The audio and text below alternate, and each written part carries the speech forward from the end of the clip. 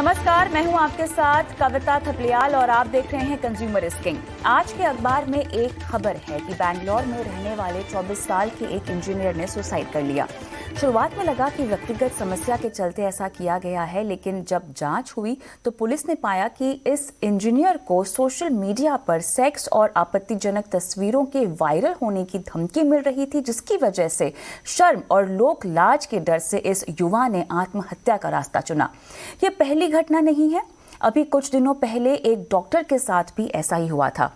इसीलिए आज की तारीख में जबकि हाथ में मोबाइल और सोशल मीडिया अकाउंट बच्चों की बात हो चुकी है और इसके साथ साइबर क्राइम, ब्लैकमेलिंग भी नया नहीं है, लेकिन जब ये आत्महत्या तक पहुंच जाता है तब सोचना पड़ता है। इसीलिए आज हम बात करेंगे कि अपनी डिजिटल इमेज को सिक्योर कैसे किया जाए, किस तरह से इस्तेमाल करें सोशल मीडिया को ताकि कोई हमारा फायदा ना उठा पाए। अगर खुदा न खास्ता कोई हमारी पिक्चर्स को बिना मर्जी के शेयर करे या हमें ब्लैकमेल करे तो हमें क्या करना चाहिए, क्योंकि जान देना इस बात का सल्यूशन कतई नहीं हो सकता। इन सभी बातों के जवाब देने के लिए हमारे साथ आज एक खास पैनल भी जुड़ा हुआ है। हमारे साथ हैं former DSP Delhi police L N. Rao, साथ ही हमारे साथ psychologist Feeling Mind doctor Chinu Agarwal और साइबर एक्सपर्ट साइबर के रुचिर वर्मा। आप सभी का स्वागत है हमारी इस खास पेशकश में। रुचिर, आपके पास आऊंगी सबसे पहले। आपके लिए ऐसे मामले कुछ नए नहीं होंगे, लेकिन देखिए जब ऐसी खबरें अखबार में आती है ना तो वाकई काफ़ी दुख होता है और कहना तो ये पड़ेगा हमें कि ये मामला नया नहीं है। ऐसे पहले भी हमने बहुत बार ऐसे किस्से होते हुए देखे हैं। जितनी बार हम ऑनलाइन दुनिया की बात करते हैं ना रुचिर, तो ऐसे ब्लैकमेलिंग के किस्से और आत्महत्या के तो खैर इसके मुकाबले कम होंगे, लेकिन फिर भी इनकी तादाद काफ़ी हद तक है हमारे देश में। इनका कोई अंत क्यों नहीं है? क्योंकि देखिए हम एक ऐसी दुनिया की बात कर रहे हैं जहां पर हम डिजिटली आगे बढ़ना चाहते हैं। ठीक है, भारत को दुनिया के नक्शे पर ऐसी छाप छोड़ना चाहते हैं, ऐसी इमेज देना चाहते हैं जहां पर हमसे आगे कोई नहीं है। एक तरफ हमारा वो मकसद, दूसरी तरफ हमारा ये मकसद कि एक 24 साल के इंजीनियर ने अपनी जान खुद ले ली। देखिए, जैसा कि कहा जाता है कि हमारी सुरक्षा हमारे हाथों में ही होती है और इस आजकल के डिजिटल युग में ये सबसे पहले जानना ये जरूरी है कि हम कितना अपने आप को प्रोटेक्ट कितना संभाल के रखें। जिस तरह से हम अपने फोन की सुरक्षा रखते हैं, उसी तरह से हम अपने फोन में क्या डेटा डाल रहे हैं, क्या उसके अंदर कितना ध्यान रख रहे हैं, ये भी बहुत जानने वाली। अब जो हाल ही में जो इंसिडेंस हुआ बैंगलोर में, जो आपने जो बताया, मैंने भी इस चीज को पढ़ा, तो वो सबसे पहले उसके अंदर मैं कुछ चीजें शेयर करूंगा, ये क्यों होती है या हम क्या कर सकते हैं। सबसे पहले तो बिना जान पहचान वाले किसी भी रिक्वेस्ट को किसी भी सोशल मीडिया पे एक्सेप्ट ना करें, क्योंकि ये सबसे पहली चीज देखने में आती है। हम बिना जान पहचान के किसी को सोशल एक्सेप्ट कर लेते हैं, उसकी रिक्वेस्ट एक्सेप्ट कर लेते हैं। उसके बाद में वो कन्वर्सेशन स्टार्ट करता है। आपको नहीं पता कि उसका दिमाग में क्या है, वो किस बैकग्राउंड के साथ में उसके दिमाग में क्या चल रहा है और क्या क्या चीजें उसके दिमाग वो शेयर करेगा आपके साथ। दूसरा, जैसा कि किसी भी आपने एक चीज बताई कि किस तरह से हम अपने फोटोग्राफ्स या पिक्चर्स को या डेटा को सेव करके रखें। अपने प्रोफाइल को सबसे पहले, जो बहुत अधिकतर इस केस में देखने आया, अपने प्रोफाइल को लॉक करके रखें। प्राइवेसी सेटिंग के साथ अपने प्रोफाइल को लॉक करिए। एक स्ट्रॉन्ग पासवर्ड के साथ में उसकी सिक्योरिटी करिए। तीसरा, जब भी आप कोई नया अकाउंट बनाते हैं तो प्राइवेसी सेटिंग्स ये जरूर निर्धारित करिए कि आप किसको क्या देखने पे आप अलाउ कर रहे हैं। आपके फ्रेंड है या आपके फ्रेंड का फ्रेंड है, राइट। वाटर मार्किंग टेक्निक या कॉपीराइट का इस्तेमाल करें, ये क्योंकि ये बहुत अक्सर देखने में आया इस तरह के साइबर क्राइम, साइबर सिक्योरिटी के अंदर। जब कभी अपने फोटोग्राफ्स, कहीं के फोटोग्राफ उठा के किसी जगह पे भी लगा दिए, इस तरह के बहुत वारदातें हुई, इस तरह के बहुत केसेस मेरे देखने में आए हैं। तो उसमें सबसे पहले तो अपने फोटोग्राफ पर वाटर मार्किंग से टेक्निक का यूज करके इसको लगाएं। दूसरा, इसके ऊपर कॉपीराइट डालें ताकि आपको तुरंत दिख जाएगा। कोई भी अगर आपकी फोटोग्राफ को कॉपी करने की कोशिश करता है बिना आपके परमिशन के, वो कॉपी नहीं कर पाएगा। इसके अलावा एक बहुत इंपॉर्टेंट पॉइंट ये भी है कि किसी और को टैग ना करें। कोशिश करें कि आप किसी के साथ में भी शेयर करते हैं तो दूसरों को कम से कम टैग करें या ना टैग करें, जिससे कि कोई ये ना देख पाए कि आपका कितने लोग जानते हैं या आपके ग्रुप में, फैमिली में कौन कौन है। ये एक ऐसा पॉइंट है जो बहुत सारे लोग मिस कर जाते हैं जब कभी। और एक पॉइंट और आपको बोलूंगा हम अपना फोटोग्राफ डालते हैं, FB, इंस्टाग्राम और बहुत सारे इस तरह के अकाउंट होते हैं। कोशिश करें, ये एक ऐसा पॉइंट है, मैं हम हमेशा लोगों को बोलता हूं, कोई आपके फोटोग्राफ्स का, आपने तो पूरी अपनी प्रोफाइल लॉक करके रखी है, एक चीज बचती है, वो आपका प्रोफाइल पिक्चर। अब आपको अपने प्रोफाइल पिक्चर पर या तो लो रिजोल्यूशन के पिक्चर डालें या थोड़ा सा ब्लर डालें, ताकि अगर कोई कॉपी भी करे तो क्लियरिटी ना दिखे कि वो एक्चुअल में वो पर्सनैलिटी कौन है। तो ये कुछ 5-6 चीजें जो मैं बताना चाहूंगा, ये हमें बहुत as a cyber security expert, ये अगर हम 5-6 चीजें कर लें है तो रुचिर, लेकिन मेरा सवाल यहाँ पर ये भी था कि इस तरह के हादसे कैसे होते हैं, कैसे कोई आपका फायदा उठा लेता है ऑनलाइन? क्योंकि देखिए, ऑनलाइन दुनिया हम चाहे जितना भी देख लें, इतनी भी सिक्योर नहीं है कि आपका नुकसान नहीं पहुंचाया जा सके। ठीक है, आर्थिक तौर पे कहें, निजी तौर पे कहें या साइकोलॉजिकली हम कहें, ठीक है, तो किस तरह से इस तरह की वारदात को अंजाम देते हैं लोग ऑनलाइन या डिजिटल युग में? देखिए, सबसे पहले तो जैसा मैंने शुरू में भी कहा था, हमारी सुरक्षा हमारे हाथ में। हम जितना कोशिश करें कम से कम, चाहे वो हमारे पैन कार्ड हो, हमारे ड्राइविंग लाइसेंस हो, पिक्चर्स हो, किसी भी इन सारे जानकारियों को कभी भी सोशल मीडिया के ऊपर ना शेयर करें। सोशल मीडिया तो, और जब कभी भी ये अगर किसी को भी ये शेयर करते हैं या ईमेल पे भी शेयर करते हैं, तो इंश्योर करें कि वो इसका गलत इस्तेमाल करने वाला ना हो। क्योंकि सबसे पहली चीज यही आती है, जो किसी भी इंफॉर्मेशन का जब एक्सेस, अनऑथराइज्ड एक्सेस हो जाता है, तब सामने वाले को एक लूप होल मिलता है कि किस तरह से मैं इस सामने वाले का की जो डिटेल्स मेरे हाथ में है, मैं कैसे उसको डरा सकता हूँ। एक केस में तो आपको बताऊंगा, बहुत सिंपल सा है। किसी ने मुझे फोन किया कि किसी ने मेरा मेरे कार के नंबर से मेरे डिटेल चेक कर ली कि मैं कहाँ रहता हूँ, क्या है। तो मैंने उनको ये बताया कि ये आपको जानना जरूरी है कि जहां पे भी आपकी डिटेल्स आपने शेयर करी है, जहां पर भी शेयर करिए, तो वहां पर कम से कम आप अपने प्रोफाइल पे शेयर करिए, सोशल मीडिया प्रोफाइल पे शेयर करिए। आपने अपने गाड़ी का पिक्चर शेयर किया, उसमें उसका नंबर आ गया, उसके नंबर से उसने उसको ट्रैक कर लिया कि इनका एड्रेस कहाँ था। तो ये बहुत छोटी छोटी सी चीजें जो मैंने बताई। मैं डॉक्टर चिन्नू के पास अब आना चाहती हूँ, क्योंकि यहाँ पर मुझे न सिर्फ जिनके साथ इस तरह के हादसे हुए हैं उनकी मानसिकता के बारे में आपसे समझना चाहती हूँ, बल्कि उन लोगों की मानसिकता के बारे में भी जानना चाहती हूँ जो इस तरह की वारदात करते हैं। किस तरह के लोग होंगे? सबसे पहले मैं आपकी पुरानी एक बात जो अभी आपने पूछी थी, उसमें आपने एक लाइन कही थी कि सुसाइड शायद कम होती होंगी। पहले मैं उसको क्लैरिफाई करूंगी, फिर आपके पास आऊंगी, आपके प्रश्न के पास। आपको जानकर ये बहुत ताज्जुब होगा कि हमारा जो देश है वो suicide capital of the world है स्टैटिस्टिकली, और सबसे ज्यादा सुसाइड्स 15 से 29 साल के आयु वर्ग में हमारे यहाँ हो रही है, जो बहुत ही दिल दहलाने वाला तथ्य है। अब मैं आपके प्रश्न के पास आ रही हूं कि ये लोग जो ऐसा कर रहे हैं वो ऐसा क्यों करते होंगे, उनकी क्या मानसिकता रहती हो। ये जो बैंगलोर वाला केस है, इसमें वो जो शख्स था उसने अब सबसे पहले इसको एक्सपेरिमेंट करके देखा। वो पहले कोई और काम कर रहा था और उसके बाद उसने सोचा कि मैं एक को इस तरह से करके देखता हूं, और जब वो सक्सेस होने लगा तो उसको पार्ट टाइम की जगह फुल टाइम करने लगा। देखिए, मास्लो हायरार्की ऑफ थ्योरी एक साइकोलॉजी की थ्योरी है जिसमें हम कहते हैं कि हमको किस तरह की चीजें मोटिवेट करती है, जिसमें 5 लेयर्स है। सबसे पहला लेयर जो है वो है बेसिक नीड्स का।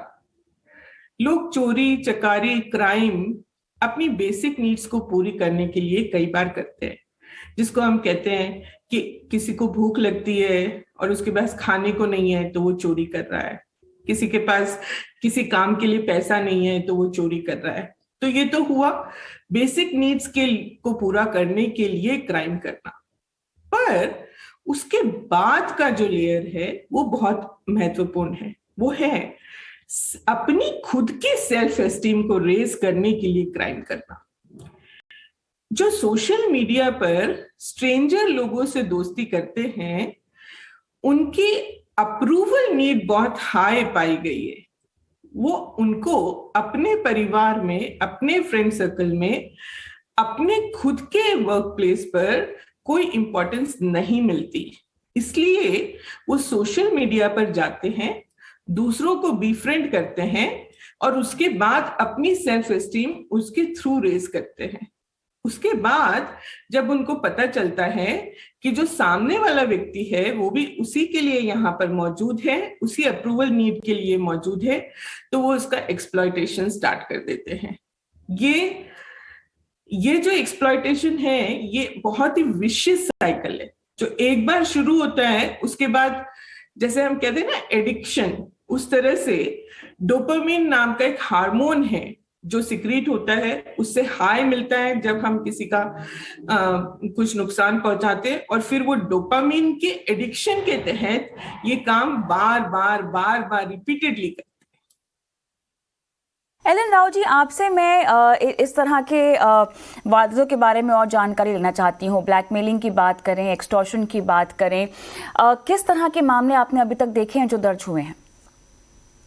देखिए मैम, ये साइबर क्राइम है बेसिकली, कहा जाए तो साइबर क्राइम है। इसमें एक्सटॉर्शन और ब्लैकमेलिंग, ये दोनों का समावेश होता है।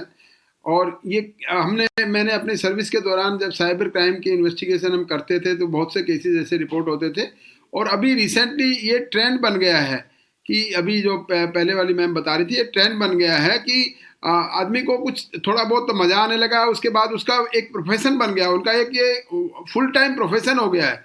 वो पहले टेस्ट करके देखते हैं कि ऐसे इसमें कर सकते हैं कि नहीं कर सकते, और वो करने के बाद जब उनको सफलता मिलती है तो वो फिर ऐसा करने के लिए रेगुलराइज कर देते हैं अपने आप को। ये समझते हैं कि डेली उनका काम है। मैं आपको बता दूं, हमने एक गैंग पकड़ा था। वो ये क्या करते थे कि अभी रिसेंटली जैसे आपने अभी ये बताया है, वो ही ऐसा काम करते थे।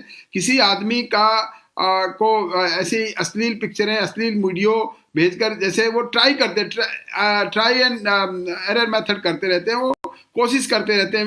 एक दिन में सपोज वो खाली आदमी होते हैं और कोई काम ही नहीं होता, फुल टाइम काम उनका यही होता है। दे टारगेट अबाउट 100 नंबर्स। वो ऐसे ही नंबर उनको मिल जाते हैं, जैसे कि कहीं से बल्क में नंबर लेना कोई बड़ी बात नहीं है। आजकल हर एड एजेंसी या कोई रिकवरी एजेंट्स के पास सब नंबर होते हैं, और दूसरे को कॉलिंग जो कंपनी जो उनके पास नंबर हो, तो नंबर मिलना कोई मुश्किल नहीं है। और वो हिट एंड ट्राई मैसेज में वो नंबरों पे वो भेजते रहते हैं। उनके ईमेल मिल जाते हैं, ईमेल से डेटा बैंक से ईमेल मिल जाता है, लोगों को व्हाट्सअप मिल जाते हैं। वो फिर वो उन नंबरों के व्हाट्सअप नंबर्स पे वो मैसेज देते रहते हैं, न्यूड पिक्चर्स के, या कोई ऐसी मूवीज भेज दी उनको। तो ऐसा कोई आदमी मान लो 100 मैसेज एक दिन में भेजे फॉर एग्जाम्पल, तो वो 90 आदमी भले ही कुछ नहीं करेंगे, लेकिन 10 आदमी अगर उसमें अट्रैक्ट हो गए तो वो उसको रिस्पॉन्ड कर देते हैं। और रिस्पॉन्ड करने के बाद उनको ये लगता है कि हाँ, ये 10 आदमी हमारे इजी टारगेट हो गए हैं। अब उन लोगों को वो करते हैं, तो फिर उनसे बात करते हैं। बात करने के बाद कोई उनको बोलते हैं कि अब ये इसमें आप वीडियो करिए। फिर एक इनका फोटोशॉपिंग सेशन होता है, या वीडियो को फोटोशॉप कर देते हैं, वीडियो को स्लाइस कर देते हैं, या उसको काट पीट करने के बाद में एक ऐसा वीडियो बना देते हैं। उस वीडियो में उस आदमी का, पर्टिकुलर आदमी जो उनका विक्टिम होता है, उसके न्यूड पिक्चर्स बना लेते हैं, और उसके बाद किसी न्यूड या ऐसी कोई औरत के साथ उसका इस प्रकार से पिक्चर बना देते हैं, और बनाने के बाद फिर उसको उसके ऊपर भेजते हैं। तो वहां से उनका चालू होता है एक्सटॉर्शन का काम। वो कहते हैं अब देखिए ये पिक्चर आपके साथ एक औरत के साथ नंगी तस्वीर बन गई है, अब देखिए हम आपके घर भेजते हैं, आपके रिलेशन में भेजते हैं, आपके कॉन्टैक्ट हमारे पास कितने हैं सारे पता है, हम उनके पास भेजते हैं, या तो हमको पैसे दे दीजिए। तो यहाँ से एक्सटॉर्शन मोटा काम होता है। बहुत से लोग अगर तो कम पैसा कोई मांगते हैं तो शर्म के मारे, या कि बेइज्जती ना हो जाए, किस किस को जवाब दोगे, हम कैसे हम किसी को एक्सप्लेन करेंगे कि ये झूठी बात है, ये सारी बात नहीं है। तो वो आदमी, बहुत से आदमी ऐसे थोड़ा अमाउंट अगर मानते हैं तो वो उनको दे देते हैं और चुप हो जाते हैं, और वो आदमी रिपोर्ट भी नहीं करता है। प्रॉब्लम वहां पे आती है इन लोगों को। और एक और मैं बता दूं, इनका लेटेस्ट मोडस ऑपरेंडी ये भी है क्रिमिनल्स का, वो छोटे छोटे अमाउंट को एक्सटॉर्शन करते हैं। उनका मान लो टारगेट बन गया दिन में 10 आदमियों को करना है, और एक एक आदमी से 20-25 हज़ार रुपये अगर ले लेते हैं, तो 10 आदमी से आप देख लीजिए, अंदाजा लगा लिए एक दिन में उनका कितना हो गया। और वो गिरोह होता है 1-2-3 आदमी का ही होता है, बहुत ज़्यादा नहीं होता, और वो आराम से बैठे अपने काम करते रहते हैं, उसमें कोई दिक्कत नहीं है। तो मान लो 10 आदमी से हो गया, उनको 20-20 हज़ार रुपये भी 10 आदमी से 2 लाख रुपये आदमी को मिल गए, तो 2 लाख रुपये का एक दिन में बहुत बड़ी इनकम हो जाती है। तो और उनमें से जो 10 आदमी है, अगर 20-20 हज़ार रुपये मांगे तो हार्डली कोई 1-2 आदमी होगा जो कंप्लेंट करेगा, वरना कोई आदमी कंप्लेंट नहीं करेगा। ये भी एक प्रॉब्लम है, ये भी एक दिक्कत है। और जो आदमी अगर एक बार कंप्लेंट कर देता है तो फिर एक और प्रॉब्लम हमारे यहाँ देश में है कि बहुत से जो पुलिस ऑफिसर्स हैं उनको साइबर क्राइम की इन्वेस्टिगेशन नहीं आती, साइबर क्राइम के एक्सपर्ट्स नहीं है, और साइबर क्राइम की इन्वेस्टिगेशन बड़ा ही टेक्निकल होती है। उसके बाद उसको उन लोगों को पकड़ना ये और बड़ी मुश्किल काम होता है। दूसरा और एक इनकी मोडस ऑपरेंडी ये है कि विदेशों में बैठ के ये लोग करते हैं, क्योंकि कंप्लेन अकाउंट से कहाँ की पैसा जाए, ट्रांसफर भले ही आपके साथ क्राइम यहाँ हुआ हो या विदेशों में हुआ हो, Yes. तो यहाँ की रिपोर्टिंग हम कैसे करें, कहाँ पर जाकर मदद की गुहार लगाएं? ये देखिए मैं आपको बताता हूँ, मदद की गुहार वहां लगती है जो आदमी एक विक्टिम जहां पर रहता है, जहां पर उससे क्राइम हुआ है उसके पास, उसके जहां पे वो रहता है वहां पे वो रिपोर्ट कर सकता है, या उसके अकाउंट से पैसा कहीं किसी ने निकाला है या अकाउंट से पैसा गया तो जिस बैंक के अकाउंट से पैसा गया तो वहां रिपोर्ट हो सकती है। देखिए साइबर क्राइम का कोई बाउंड्री नहीं है, जैसे बाउंड्री लेस क्राइम, तो यहाँ पर जुरिडिक्शन जो करने वाले हैं उनकी जुरिडिक्शन नहीं मानी जाएगी, जो विक्टिम है वो कहाँ रहता है उसकी जुरिडिक्शन मानी जाएगी, और वही विक्टिम वहाँ पे अपने कंसर्न पुलिस स्टेशन में उसकी रिपोर्ट कर सकता है। और अब दिल्ली की बात अगर हम करें तो दिल्ली में तो हर डिस्ट्रिक्ट में एक एक साइबर क्राइम खुल गया है, और गुड़गांव में पहले से ही था, अभी यहाँ पे 15 जिले हैं दिल्ली पुलिस के जो डिस्ट्रिक्ट्स हैं वो 15 हैं। पॉलिटिकल डिस्ट्रिक्ट्स अलग होते हैं, पुलिस डिस्ट्रिक्ट्स अलग होते हैं, तो 15 डिस्ट्रिक्ट्स में हर एक डिस्ट्रिक्ट में एक एक साइबर क्राइम है, वहाँ पर पूरा स्टाफ है, ईयर मार्क है, उनका टेलीफोन नंबर और नाम सबको सर्कुलेट कर दिए गए हैं, दिल्ली पुलिस की वेबसाइट पे अवेलेबल है हर चीज़। और तो जो भी अगर कोई क्राइम किसी के साथ ऐसा हुआ है साइबर से रिलेटेड या एक्सटॉर्शन से रिलेटेड या किसी इस प्रकार से फोटोजेनिक तरीके से किसी ने क्राइम किया है, या किसी से बैंक से पैसे निकल गए हैं, या किसी पेटीएम से या दूसरे किसी और पेमेंट के चैनल से पैसा कहीं गायब किसी का हो गया, तो वो कर रिपोर्ट कर सकते हैं। एक और इसमें साथ साथ कंप्लेंट्स आती हैं जनरली कि कोई आदमी ऑब्सिनिटी के काम करते हैं, कोई लेडीज को वेमेन को तंग करने के लिए ऑब्सिन बातें करते हैं, ऑब्सिन पिक्चर्स उनको भेजते हैं, या उनको उनके साथ ऑब्सिन मटेरियल्स के लिए वो करते हैं, या उनको सोलिसिट करते हैं, तो वो भी एक क्राइम है। वेमेन उनको भी अगर हिम्मत रखनी चाहिए, बेसिकली यहाँ मैं देखता हूँ कि कंप्लेंट करने की हिम्मत कम लोगों में होती है, और कोई सामने आकर शिकायत नहीं करना चाहता है, क्योंकि हर कोई अपनी आइडेंटिटी को लेकर यहाँ पर जो है फंस जाता है। ये एक ऐसा पॉइंट है, उठाते हैं, उसी का फायदा क्रिमिनल लोग उठाते हैं। हाँ। कि आदमी शिकायत तो करेगा नहीं, हम जितना मर्जी इससे एक्सटॉर्शन कर लें, जितना मर्जी हम इससे लूट लें। तो रुचिर कैसे बेबाकी से हमें आगे आना चाहिए और शिकायतें दर्ज करानी चाहिए? जी बिल्कुल। देखिए सबसे पहले तो साइबर क्राइम जैसा कि सर ने बताया, सबसे पहले इसको अगर सामने नहीं भी आना चाहता है तो कम से कम www.cybercrime.gov.in पर इसको जाके कंप्लेंट रजिस्टर करें, कॉल करें 155260। इस पे कॉल के सबसे पहले यहाँ पे अगर सामने नहीं भी आ रहा है तो आप इन दो, एक वेबसाइट और एक फोन नंबर है, इन पे आप सबसे पहले शिकायत दर्ज करें। उसके बाद में किसी को लिखित में या ईमेल पे अपने स्थानीय, जैसे सर ने बताया, अपने स्थानीय जो विक्टिम का जो लोकेशन है उसने स्थानीय पुलिस को भी ये बताया, ताकि कल को और कुछ ज्यादा हो। जैसे सर ने बताया कि इसके अलावा भी कुछ पेमेंट निकल जाता है, इस तरह के फ्रॉड्स होते हैं, तो इस तरह की चीजें और आगे ना बढ़े, या कल कंपनी आपको फोर्स करती कि आप पैसा दीजिए ये, तो उस तरह आपके पास में एक सेफ गार्ड होना चाहिए। इसलिए पहले जैसे मैंने बताया cybercrime.gov पे कंप्लेन करें, सेकंड अपनी स्थानीय पुलिस को बताएं, और एक बहुत इंपॉर्टेंट बात, जिस किसी भी वेबसाइट पे या किसी भी व्यक्ति के द्वारा आपके साथ में कुछ हुआ, या आपको किसी व्यक्ति की कंप्लेंट करनी है, या किसी पर्टिकुलर वेबसाइट पे अगर आपको कुछ इस तरह की चीजें दिखती हैं जिसमें आपके बारे में डिटेल हो, उसका फोटो मत खींचिए, उससे पुलिस को आसानी नहीं मिलती। आप उसका URL कॉपी करिए, डेस्कटॉप या लैपटॉप पे जाके उसका पूरा URL जो एड्रेस होता है उसको कॉपी करके वो शेयर करिए। सो इस तरह से ये जो आप 2-3 स्टेप करते हैं तो हम इस स्टेज में जाते हैं कि कम से कम हम वो रिपोर्ट करें, उसको बता सके कि मेरे साथ में ये घटना हुई है, तो प्लीज इसके ऊपर एक्शन लिया जाए। हाँ, लेकिन मुझे साथ ही साइबर लॉ के ऊपर भी आपसे बात करनी है, क्योंकि किस तरह से हमारी सुरक्षा सुनिश्चित की जाती है लॉ के जरिए, क्या कहता है कानून, जरा इसके बारे में हमें जानकारी दे, बिकॉज मेरे ख्याल से इसको लेकर जागरूकता नहीं है रुचिर ज्यादा लोगों में। देखिए साइबर लॉ के हमारे देश के अंदर ही बहुत सारी चीजें हैं कि अभी साइबर लॉ रिलेटेड इतने सख्त कानून नहीं बने हुए। इस वजह से साइबर क्रिमिनल्स का, जैसे हमने पिछले कुछ दिनों पहले देखा था, एक बुली बाइक का इंसिडेंट हुआ था जिसके ऊपर कुछ इसी तरह के कुछ लड़कों ने एप्लीकेशन बना के और इस तरह के फोटोज डाले थे। क्योंकि हमारे पास में कन्विक्शन नहीं है इस चीज का, इस तरह का कोई कड़ा कानून नहीं है अभी तक इसके ऊपर आया, तो इसलिए लोग इस तरह की क्राइम करते हैं और उनको लगता है कि वो पकड़े नहीं जाएंगे और इस चीज का वो फायदा उठाते हैं।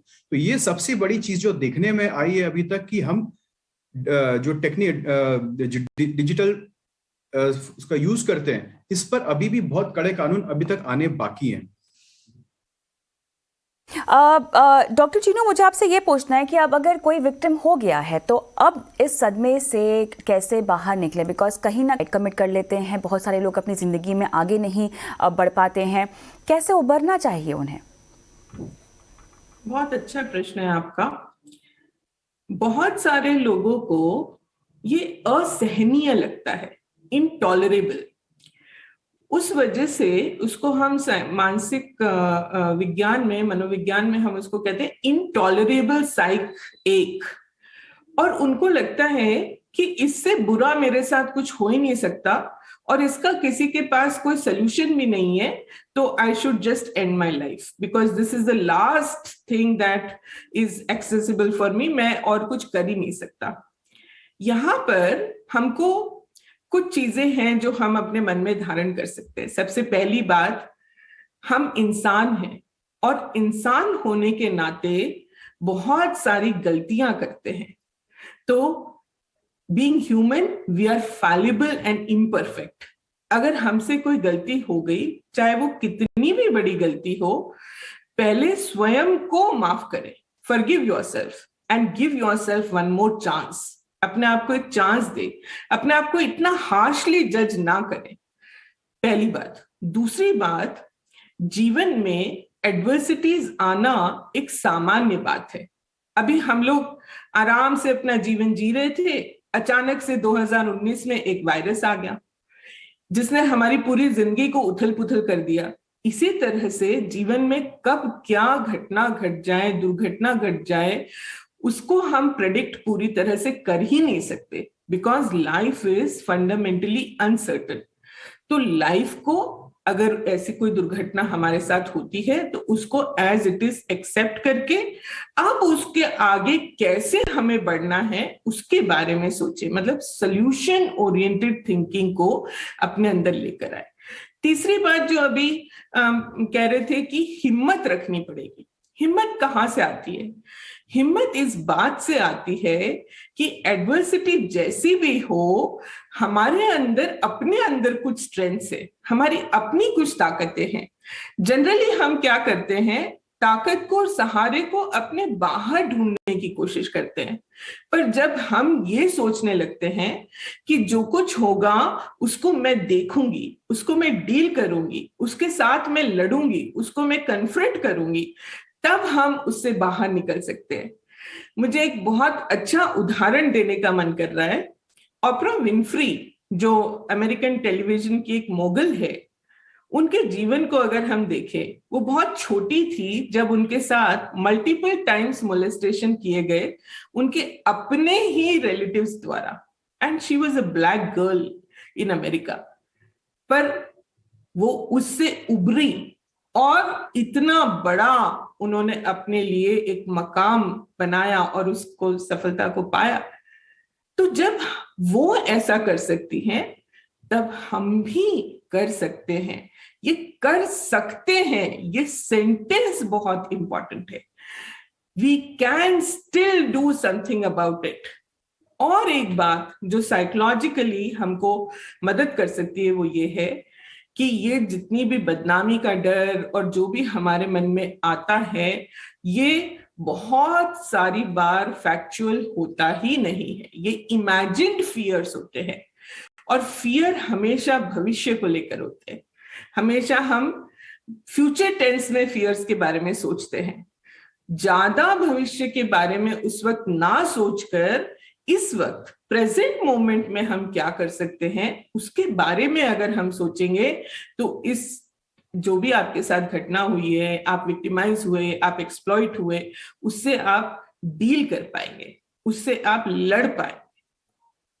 चलिए, यहाँ पे जितना आपने कहा है मेरे ख्याल से अमल में लाना पता नहीं कितना मुश्किल या कितना आसान होगा, और जो भी शख्स इससे गुजर रहा है मेरे ख्याल से उनकी जो स्थिति होगी, उनकी जो मनोदशा होगी, वो शायद हम में से कोई भी भांप ना पाए। लेकिन जो भी आपने बातें कही हैं वो हर किसी को अपनी ज़िंदगी में हर वक्त ध्यान में रखने चाहिए, क्योंकि ज़रूरी नहीं है कि इस तरह की वारदात आपके साथ हो, इस तरह का हादसा आपके साथ हो। ज़िंदगी में तो कई उतार चढ़ाव होते हैं, लेकिन अगर आप अपने ऊपर ही विश्वास खो देंगे तो जीवन में कैसे आगे बढ़ेंगे।